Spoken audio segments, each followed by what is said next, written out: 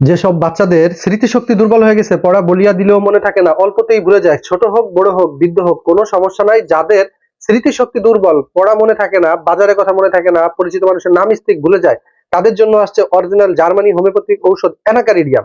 লেখক এখানে লিখেছে, এনসিকোষের বই 87 পৃষ্ঠায় পড়লে পেয়ে যাবেন। কেউ যদি এই ওষুধটা 10 থেকে 15 দিন সেবন করে, তার স্মৃতিশক্তি ফিরে চলে আসবে ইনশাল্লাহ। মানে অনেকের আছে অনেক কারণে, অনেক রোগ শোক ভোগার কারণে, বয়স হওয়ার কারণে, বা ছোট বাচ্চা অনেক শরীরের পুষ্টির ঘাটতি থাকার কারণে অনেকের হচ্ছে স্মৃতিশক্তি দুর্বল হতে পারে।